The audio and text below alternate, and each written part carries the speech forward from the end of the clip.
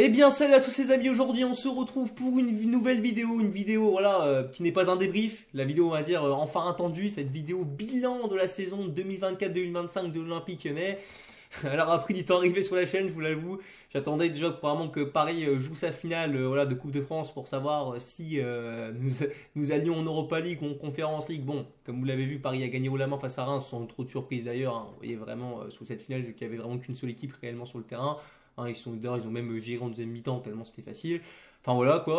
Ce qui envoie du coup l'Olympique Lyonnais logiquement en Europa League. Mais vous avez vu aussi ces derniers temps qu'il y a eu aussi des petites informations qui ont circulé par rapport voilà, au fait que l'Olympique Lyonnais n'était pas inscrit ou n'avait pas payé une certaine somme d'argent pour pouvoir disputer la Coupe d'Europe. Enfin, c'est un truc que tout le monde paye, mais nous, voilà, tu connais notre club, c'est jamais facile.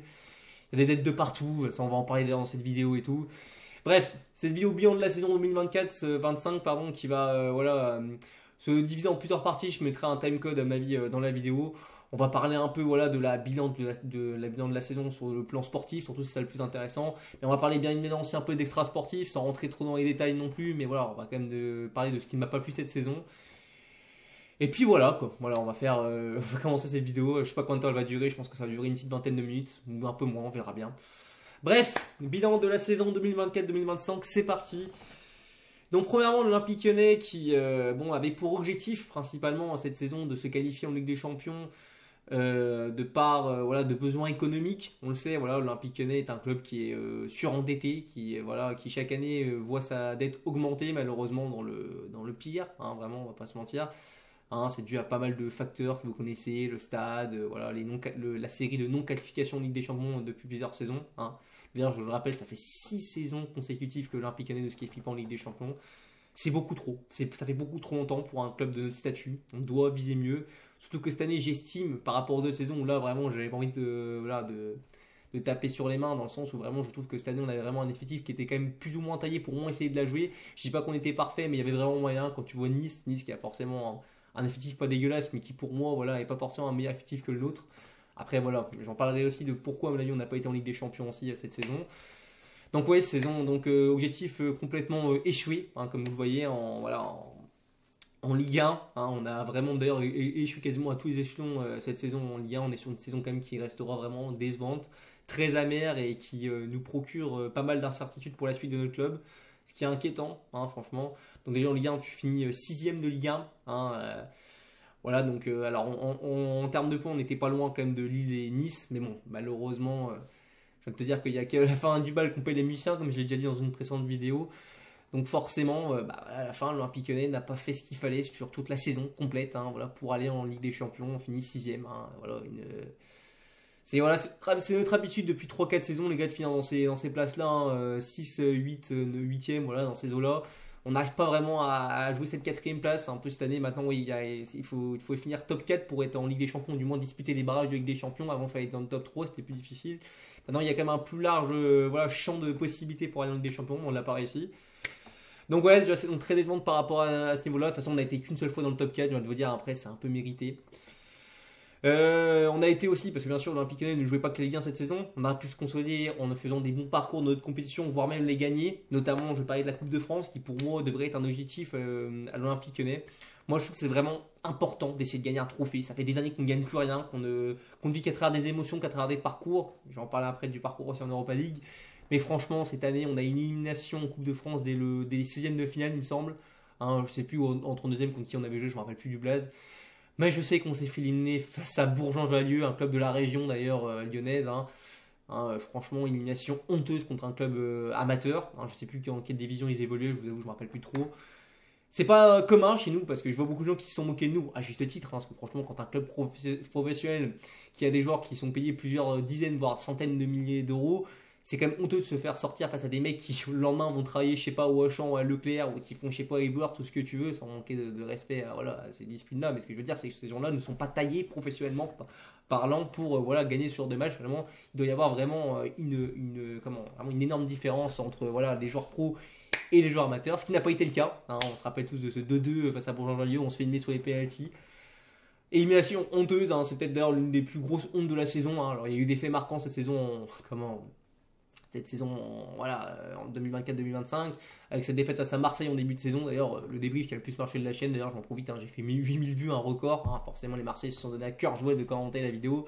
Des fois, il y a eu des arguments, voilà, il y a eu des commentaires constructifs où c'était des rageux, mais bon, ça fait partie du jeu, on va te dire. Bourlange-Allier aussi, franchement, ça a été pour moi l'une tête la plus grosse honte, enfin, l'une des plus grosses hontes.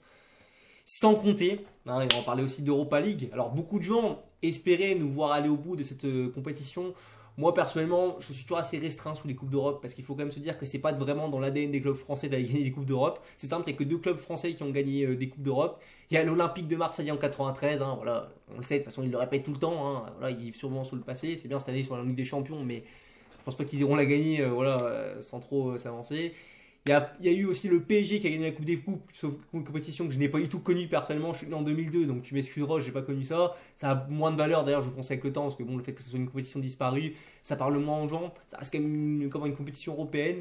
Mais voilà, moi je m'attendais réellement pas forcément à aller gagner cette Ligue Europa, d'autant plus que je ne pense pas qu'on avait un effectif complet. Je parle vraiment complet. On avait des qualités pour aller loin en Europa League, notamment passer United. Mais voilà, je ne vais pas vous refaire le film. Vous l'avez tous vu, tout le monde le sait, même si t'es pas supporter de l'Olympique Lyonnais. Cette élimination honteuse en Europa League face à Manchester United qui pour moi restera l'un des plus gros traumatismes vraiment de ma vie de supporter de l'Olympique Lyonnais, je le dis vraiment franchement.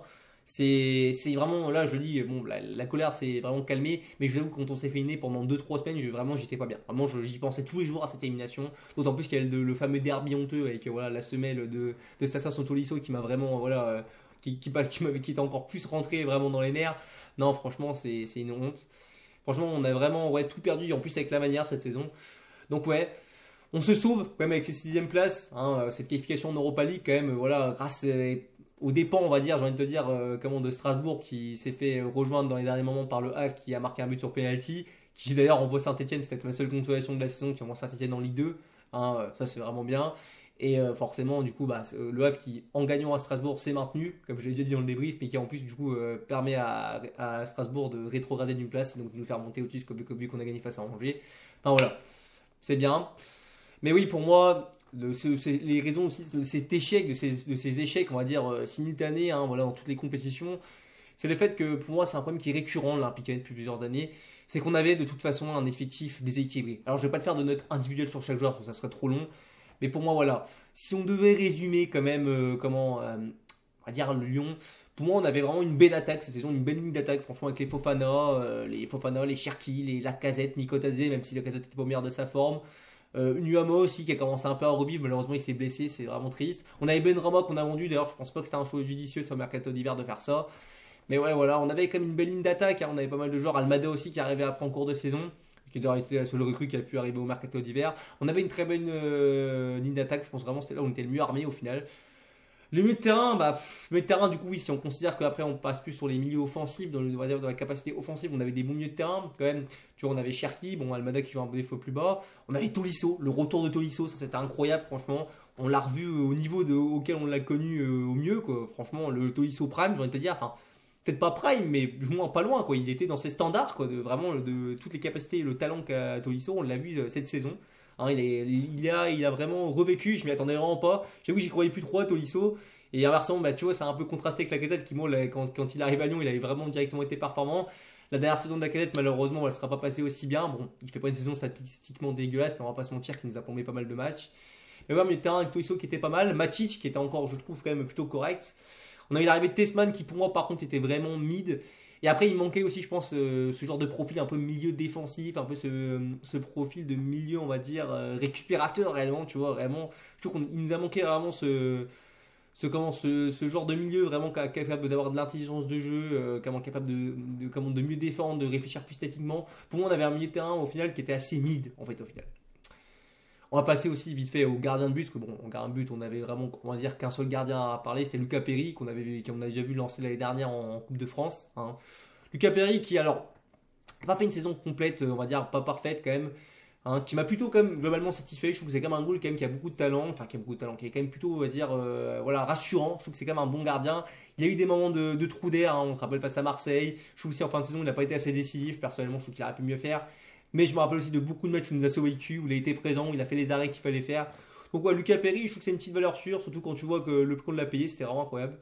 Mais pour moi, l'énorme faiblesse de cette Olympique Lyonnais cette saison, c'est ce qui a fait pour moi qu'on n'était pas assez équilibré. Au final, tu vois, j'aurais préféré peut-être avoir une attaque un peu moins bonne, mais avoir une défense plus équilibrée par la suite.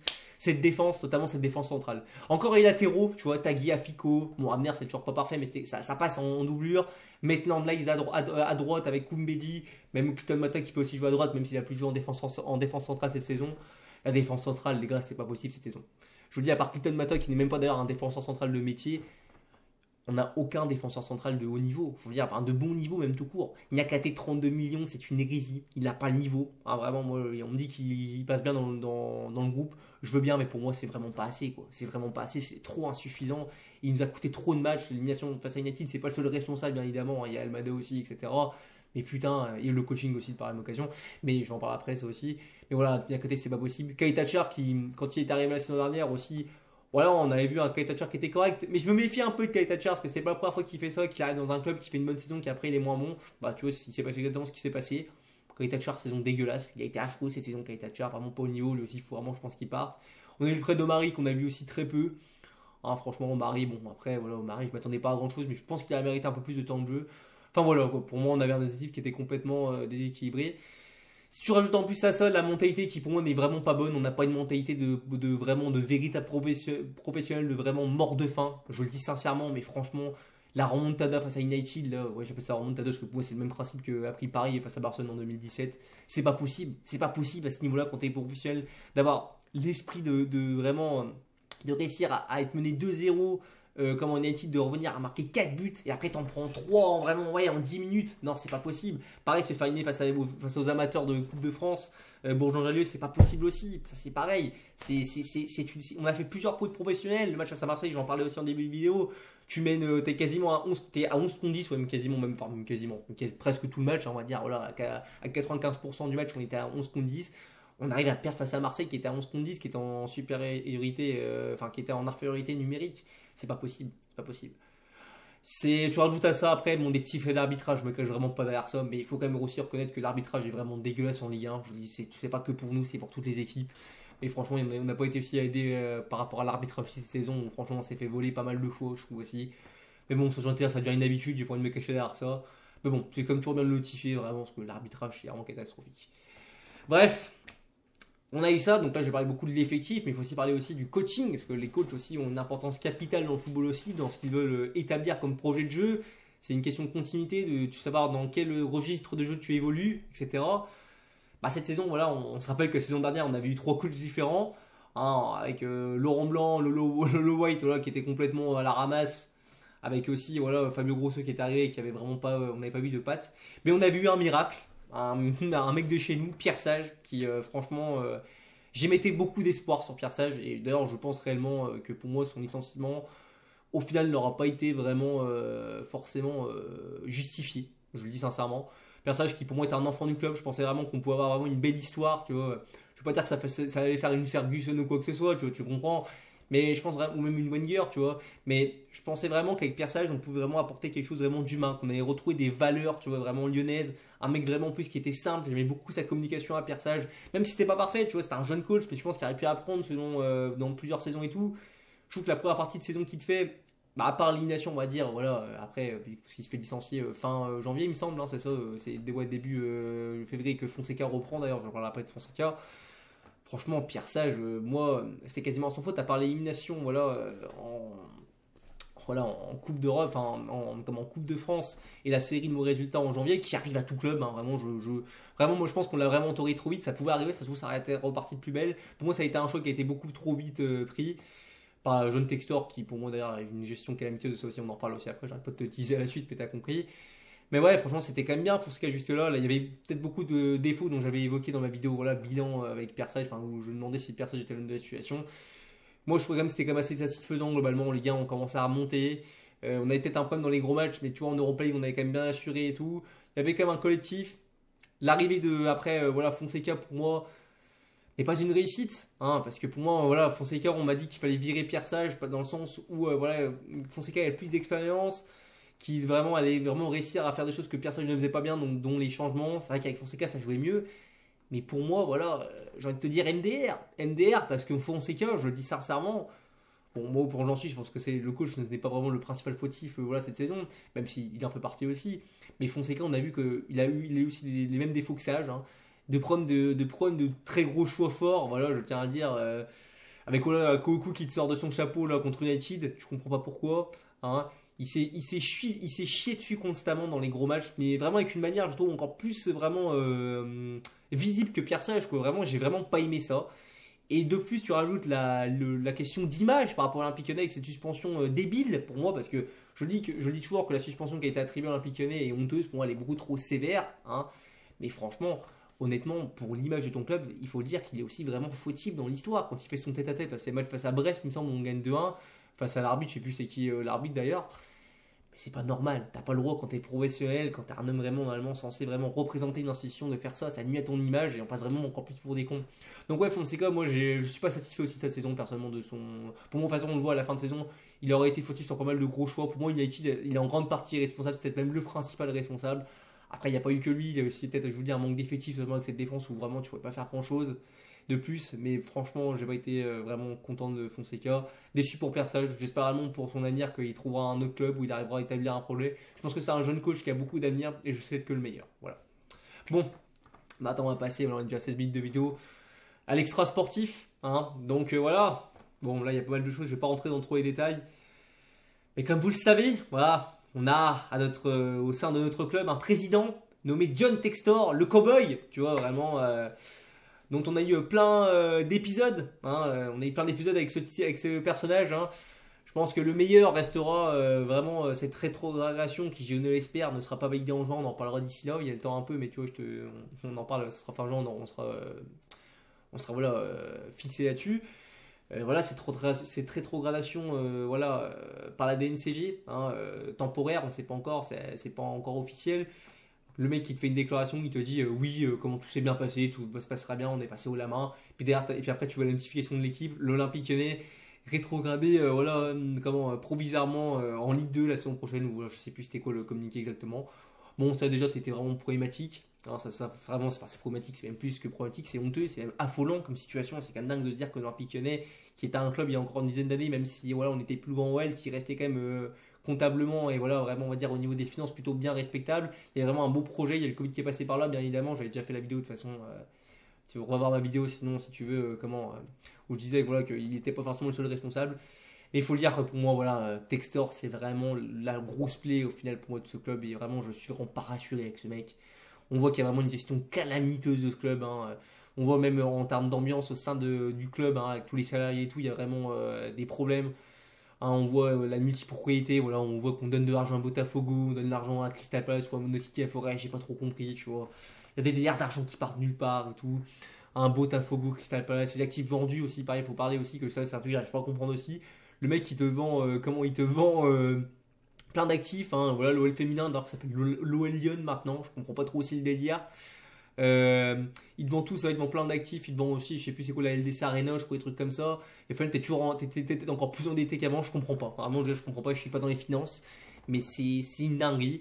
On voit aussi que notre académie aussi, c'est-à-dire notre centre de formation est beaucoup moins performant qu'avant. On voit plein de jeunes qui partent déjà. J'ai déjà entendu un énorme prospect de notre centre de formation, enfin un énorme, un bon prospect de notre centre de formation qui devrait partir vers la Juve et tout. Un Lyon qui, pendant que, voilà, on se rappelle durant le courant des années 2010, qui avait beaucoup de problèmes voilà, au niveau financier. On n'avait pas vraiment, on pouvait plus transférer comme avant lors du Grand Lyon. On se basait souvent sur notre centre de formation qui nous sauvait pas mal le cul avec la Casette, les Tolisso, Fekir, je te refais pas l'histoire, les Gonalons, les Greniers, etc. Je vais pas tous les faire, mais ça nous a beaucoup sauvés. Là, bah, visiblement, on peut plus trop s'appuyer dessus, sachant qu'on est interdit de recrutement. Ça aussi, si j'en parle pas aussi, mais les interdictions de recrutement, c'est infernal. De toute façon, j'ai l'impression qu'avec ce club, il n'y a pas un jour qui passe sans que tu aies une notification sur Twitter ou quoi que ce soit. Lyon interdit de ça, Lyon endetté de ça. On n'est jamais tranquille en fait, c'est insupportable comme gestion mentalement, j'en ai marre, je dis j'en ai vraiment marre. Franchement, si tu ajoutes à ça en plus les transferts débiles qui sont faits avec Niakate et des sommes complètement irresponsables, hein. Niakate, même Nyomom qui est pas forcément mauvais mais qui est acheté trop cher par rapport à ce qu'il est réellement. Je pense aussi à Aurel Mangala aussi qui va revenir aussi, c'est pareil. Ce genre de truc, t'as eu des bons trucs, tu vois, Clan Mata, Metan de l'Ice, Perry, c'était pas mal ça. Mais le reste, sinon, quand tu fais aussi vraiment l'entièreté, quand tu juges l'entièreté, c'est pas bon, c'est pas bien fait, c'est pas intelligemment recruté, il n'y a pas un recrutement pardon, intelligent, c'est pas bien centré, je trouve aussi, je te dis, on a beaucoup de défauts, voilà, au niveau de la défense, on les a pas vraiment, comblés, tu comprends, c'est pas possible pour moi. Et quand tu vois en plus voilà, qu'il y a eu cette fameuse guéguerre durant toute cette saison avec Nasser El Khelaifi, hein, voilà, on sait par rapport à ces affaires de corruption, de droits télé, etc. Bref, je vais pas aussi rentrer là-dedans, je voulais pas trop m'en mêler parce que c'est moi j'ai envie de parler de football avant tout. Mais franchement, pareil, au terme d'image, c'est vraiment pitoyable. Quoi. Le mec, toute la saison, il est là à faire la guéguerre, à faire son cowboy et tout, à dire ouais, Nasser, tu comprends rien, etc. John Textor. Tout ça pour au final que tu vois la dernière journée, il y a une vidéo, enfin une photo qui a tourné sur les réseaux où il était là, il lui serrait la main pour au final le sucer. Quoi. Enfin, je sais pas réellement. Moi, je trouve ça calamiteux. Franchement, c'est vraiment pitoyable. L'image qui est donnée de mon club, j'ai honte. Je dis sincèrement, ces derniers temps, c'est vraiment compliqué au niveau de l'image de défendre l'Olympique Lyonnais. Parce qu'il y a tellement de choses qui vont à l'envers que c'est vraiment pitoyable. Après, voilà, comme je le redis, il n'y a pas que lui qui est responsable. Hein. Je le dis, Olas aussi a fait pour moi a eu beaucoup de social à l'époque, je le redis vite fait, mais pour moi, il a vendu aussi beaucoup trop vite aussi. Hein, lui qui était censé vraiment aimer le club, il a vendu vachement vite quand même. Hein. Voilà, on sait que voilà, il essaie beaucoup le sportif, mais qu'il avait beaucoup à maintenir le financier. Mais je pense aussi qu'il a vendu à la fin très vite parce que je pense qu'il a vu qu'il n'arriverait même plus à gérer le financier. On a vu, et puis c'est d'ailleurs pour ça que IDG et Pathé ont voulu vendre leur part. Je pense que vraiment, ils ont senti le coup venir, tu vois. Et du coup, là, s'il s'est retrouvé un peu dans la merde, il a dû racheter les parts, il a pas eu de vente derrière, enfin, juste derrière. Non, c'est pas possible. Pour moi, il y a vraiment eu aussi un énorme problème aussi de la part de l'As qui, aussi, pour moi, comme je le dis, avait un peu construit le cercueil. Après, Testor, il est en train de mettre du coup, le couvercle et de le refermer. Enfin, voilà, quoi, c'est pas possible. Mais tout ça pour te dire, enfin, pour vous dire, pardon, que moi, je suis vraiment assez fatigué. Franchement, si vraiment on doit le dire, cette saison, au niveau mental, elle aurait été fatigante au niveau du sportif, hein, il faut le dire.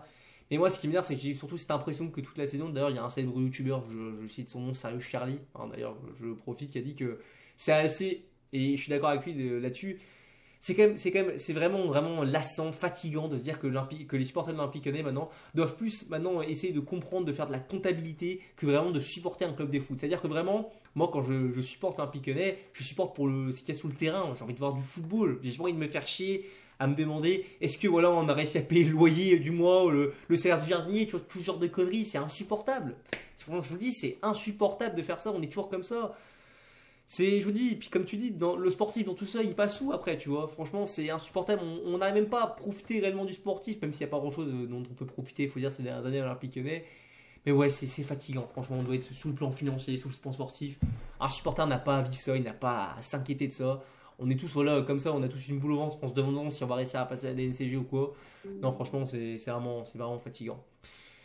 Je finirai aussi là-dessus pour dire aussi que voilà, bon. L'Olympique Lyonnais est une formidable raison d'être heureux, hein, vous connaissez ce dicton. Bon, ces dernières années, je ne sais plus si c'est vraiment trop le cas, on va pas se mentir, c'est un peu compliqué de dire ça maintenant, hein, c'est compliqué. Mais bon, voilà, c'est comme ça, j'ai envie de te dire, moi je resterai lyonnais, même si voilà, on va en Ligue 2, en National 2 ou ce que tu veux. On va passer, je pense, on va vraiment vivre des années compliquées, je pense. C'est comme ça fait partie de la vie d'un club, tant qu'on ne finit pas comme Bordeaux, je veux dire, c'est le plus important. Mais ouais, moi ça me fatigue de me dire que potentiellement on va vraiment être rétrogradé, qu'on va devenir un club de seconde zone qui joue la 10e, 11e place, voire même le maintien. Franchement fatigué. Bon, après on a quand même l'Europa League pour l'instant, hein, on devrait la jouer. On verra bien avec quelle équipe, je ne sais pas aussi pour la saison prochaine, mais bon, ça on fera d'autres vidéos, on parlera un peu plus en profondeur par rapport à l'effectif et au mercato. Mais ouais, voilà, c'est fatigant. Donc ouais, voilà, du coup maintenant je profite aussi pour faire l'outro de cette vidéo avant que j'oublie aussi, ce que j'allais oublier.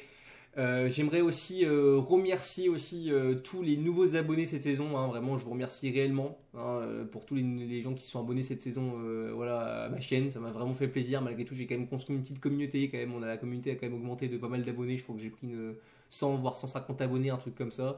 Ça me rend vraiment heureux, vraiment je vous remercie vraiment d'avoir quand même suivi voilà, la chaîne voilà, cette saison.